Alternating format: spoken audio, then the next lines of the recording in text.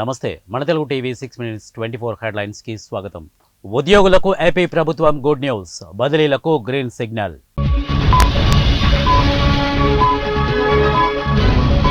రాష్ట్రపతికి గడువు విధించవచ్చా? సుప్రీంకోర్టును న్యాయ సలహా కోరిన రాష్ట్రపతి ద్రౌపది ముర్ము. తిరుపతి ఐఐటికి కేంద్రం తీపి కబురు, 2313 కోట్ల నిధులు విడుదల. అడవుల్లో కూంబింగ్ పిడుగుపాటుకు సిఆర్పీఎఫ్ ఆఫీసర్ మృతి.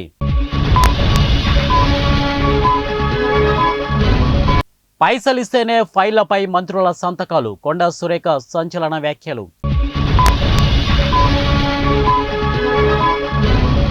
ఆరోగ్య శాఖలో ఖాళీల భర్తీకి ప్రణాళిక, మంత్రి సత్యకుమార్. 100 స్టోర్లను ప్రారంభిస్తాం, BU4 ఆటో ప్రకటన.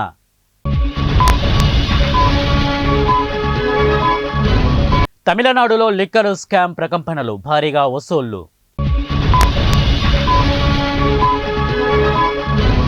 అనవసరంగా గొడవలు పెట్టుకోను, మా జోలికి వస్తే వదలను, మంత్రి నారా లోకేష్.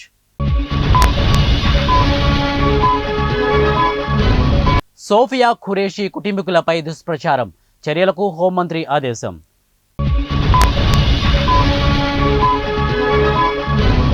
త్వరలోనే జగన్, పెద్దిరెడ్డి, రోజా జైలుకు పోతారు, మంత్రి రాంప్రసాద్ రెడ్డి.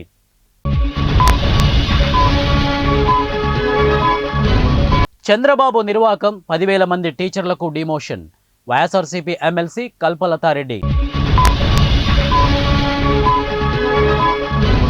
ఏపీకి బిగ్ అలర్ట్, 5 రోజుల పాటు భారీ వర్షాలు.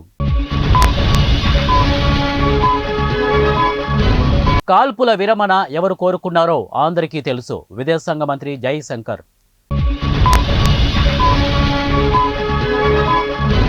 నష్టాలకు బ్రేక్, భారీ లాభాల్లో ముగిసిన స్టాక్ మార్కెట్లు. కార్ టీ థెరపీతో లుకేమియాకు చెక్, ఐసీఎంఆర్ ఫేజ్ 1 ట్రయల్స్లో ఘన విజయం.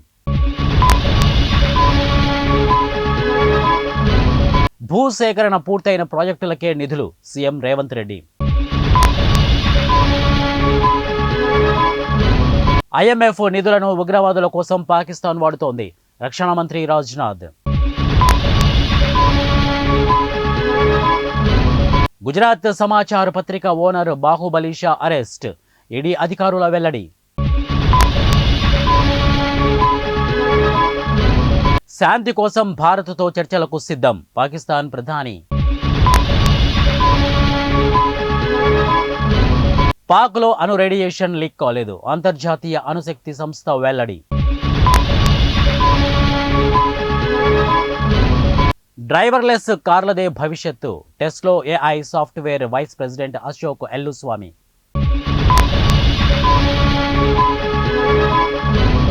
H1B వీసా రిజిస్ట్రేషన్లు 27% తగ్గుదల, ట్రంప్ విధానాలు కారణం. సమోసా విషయంలో ఘర్షణ, కాల్పుల్లో షాపు యజమాని మృతి.